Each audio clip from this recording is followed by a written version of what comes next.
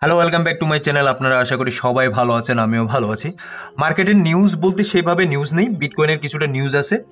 এবং বিটকয়েন যদি দেখি যে সেখানে সাইডওয়েজ মার্কেটে চলতেছে 94,000 থেকে 97,000 থেকে 95 এই জায়গাটাতে আছে। সো আজকে আলোচনা করব সোলানা নিয়ে। সোলানা হঠাৎ করে এতটা দাম কেন করলো, এবং আমরা যে জায়গাটাতে ইনভেস্ট করছি বা এন্ট্রি নিয়েছিলাম $230 বা $250 ওই জায়গাটাতে, সেই জায়গাতে আসলে সোলানা আসতে আরও কতদিন সময় লাগতে পারে, এই বিষয়গুলো নিয়ে একটু আলোচনা করব। পাশাপাশি দেখবো যে মার্কেটের সিচুয়েশন কি। যদি দেখি গত 24 ঘন্টায় মার্কেটের সিচুয়েশন কিছু কিছু জায়গায় কিন্তু ভালো আমরা দেখতে পাচ্ছি। এখন সুই 4% পাম্প করছে, তাও টিয়া, ইনজেক্টিভ, এক্সআরপি 4%, নেয়ার প্রোটোকল 3%, ওভারঅল মার্কেটে কিছু কিছু পাম্প করতেছে।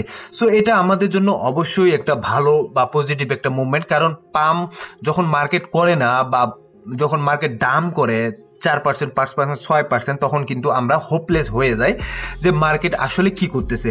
কিন্তু যখন দেখি কিছুটা হলেও পাম্প করতেছে, তখন কিন্তু মার্কেটে একটা মোটামুটি চিন্তা করি যে পাম্প করতেছে, সামনের দিকে দেখি যে হয়তো বা আরও পাম্প করার একটা পসিবিলিটি আছে।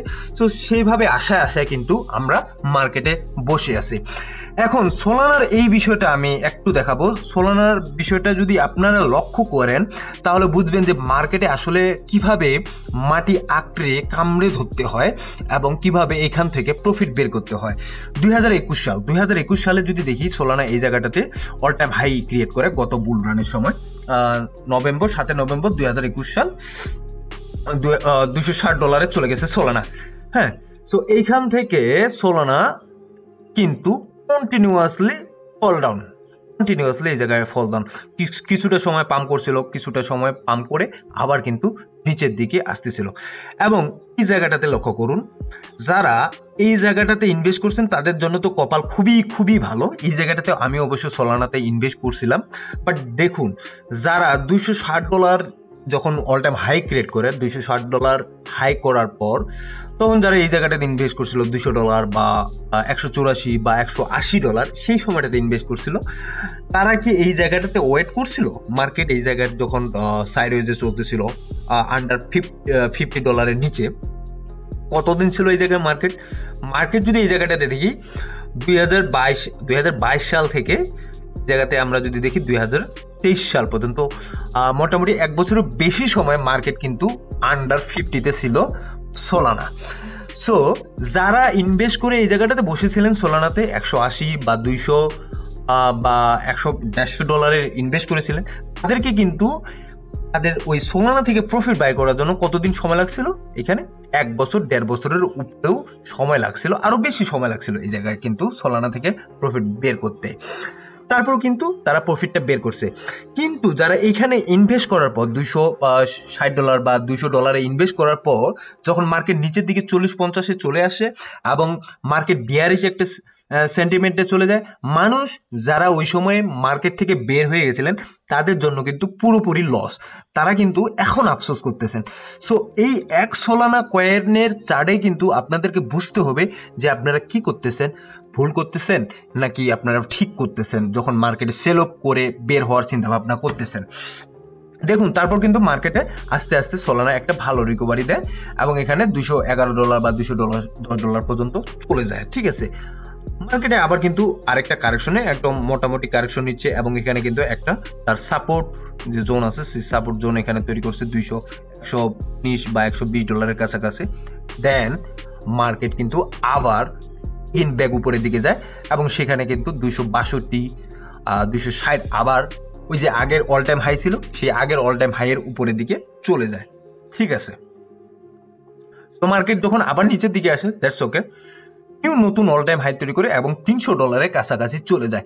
এখন দেখুন, একটা মানুষ যে 2021 সালে এই জায়গায় সোলানাতে ইনভেস্ট করছিলেন $180 বা $200, কে কি $200 বা তার যে প্রফিটটা আছে বা তার যে মূলধনটা আছে সেটাতে আসতে তাকে মিনিমাম 3 বছর বা 4 বছর সময় লেগে গেছে। সো মার্কেটে যখন আপনি ইনভেস্ট করতেছেন, আপনাকে মার্কেটে সময় দিতে হবে, এটা হচ্ছে বাস্তবতা।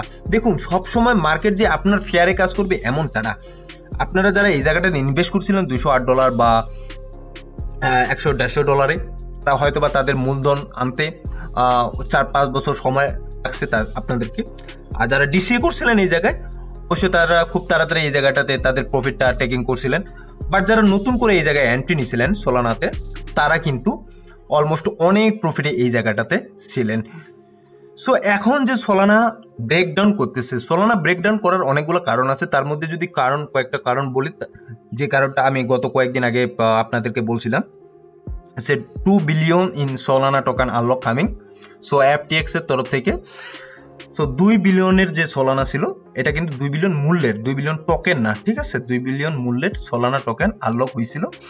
এবং যেটার ফলশ্রুতি আমাদের মতো রিটেল ইনভেস্টর যারা আছে তারা কিন্তু এই জায়গায় সোলানা সেল করার একটা পেনিক সেলিং একটা ছিল।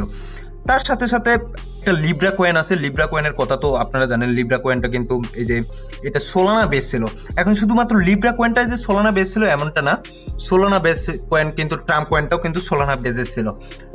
তার যে মিম কয়েনগুলো এখন আসতেছে, হাইপার মিম কয়েন, সেই কয়েনগুলোই কিন্তু সোলানা বেসের উপর তৈরি হয়। এবং এই কথাটা আমি গত পরশু আপনাদেরকে বলছিলাম।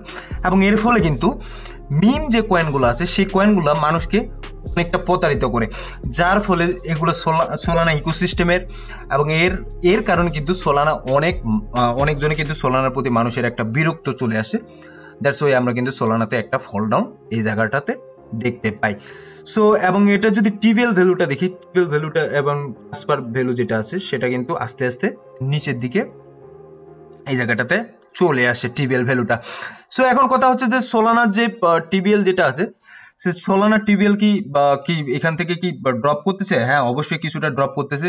এবং ড্রপ করার পর আমরা যে বিষয়টা আমরা এই জায়গায় লক্ষ্য করি, সেই জিনিসটা যদি দেখি যে অ্যাপটোস কয়েকদিন ধরে কিন্তু ভালো একটা পারফরমেন্স করতেছিল। সো অ্যাপটোস ব্লক চেনে এটা মোটামুটি মানুষ অ্যাপটোস ব্লক চেনে চলে গেছে, অ্যাপটোস আদান প্রদান করতেছিল। এর মানে এই না যে সোলানা এখান থেকে নাই হয়ে যাবে, এমন না। সোলানা এখান থেকে আপনার মনে করেন যে হয়তো কিছুটা ডাউনফল দেখতে পাচ্ছে, বাট আবার এগেইন এখান থেকে আসার পসিবিলিটি আছে, যেটা আমি আপনাদেরকে এই চার্টে বুঝালাম। যে যারা ইনভেস্ট করছেন অবশ্যই আপনাদেরকে এই জায়গাটাতে ধৈর্য ধরতে হবে। সোলানা এখন যে পজিশনে আছে খুব একটা যে খারাপ পজিশনে আছে তেমন কিন্তু না, অবশ্যই এখান থেকে ভালো একটা করার পসিবিলিটি অবশ্যই আছে। সো সোলানা দেখলাম, এখন বিটকয়েনের যদি ইটিএফ এর কথা বলি, বিটকয়েনের ইটিএফ হচ্ছে গত কয়েকদিন যদি দেখি বিটকয়েনের ইটিএফ থ্রু যে ইয়াটা আসে, বাইং প্রেশারটা আসে, সেই বাইং প্রেশার কিন্তু বিটকয়েনে আমরা দেখতেছি না। এখন 14 তারিখেও যদি দেখি, 14 তারিখের পরে মানে 6 দিন এই জায়গাটাতে কোনো মার্কেটের অবস্থান নাই। 14 তারিখে $70 মিলিয়ন বিটকয়েন কেনা হয়েছিল, তার আগে 12 তারিখেও কিন্তু $250 মিলিয়ন, 13 তারিখে কিন্তু $156 মিলিয়ন যে সেলিং একটা প্রেশার ছিল। দেন 14 তারিখে কিছুটা বাইং প্রেশার ছিল $70 মিলিয়ন। তারপরে কিন্তু 6 দিন কোনো কিচ্ছু ছিল না। 18 তারিখ এবং 19 তারিখ কিন্তু একটা সেলিং প্রেশার ছিল $60 মিলিয়ন, 19 তারিখে $64 মিলিয়ন, মানে ওভারঅল $124 মিলিয়ন। সো এখন কথা হচ্ছে, যতক্ষণ পর্যন্ত এই কথাটা হয়তোবা আপনারা জানেন, এই বিষয়টা আমি এর আগেও বলছিলাম যে যতক্ষণ পর্যন্ত এখানে বাইং প্রেশার আসবে না বিটকয়েন ইটিএফ এ বা ইথেরিয়াম ইটিএফ এ, ততক্ষণ পর্যন্ত কিন্তু মার্কেটে খুব একটা ভালো মুভমেন্ট আমরা দেখতে পাবো না পুরো ক্রিপ্টোকারেন্সি মার্কেটে। এবং এই জায়গাটাতে টোটাল 3 দিকে যদি লক্ষ্য করি, টোটাল 3 কিন্তু একদিনের টাইম ফ্রেমে যদি দেখি, একদিনের টাইম ফ্রেমে এখন কিন্তু যে ক্যান্ডেলটা আছে সেটা অবশ্যই গ্রিন ক্যান্ডেল। সো এখান থেকে মার্কেটে কোন দিকে আসলে যাবে এই মুহূর্তে বলা অবশ্যই যাচ্ছে না, যে মার্কেট এখান থেকে পাম্প করবে বা মার্কেট এখান থেকে ডাম্প করবে, এটা এই মুহূর্তে বলা যাচ্ছে না।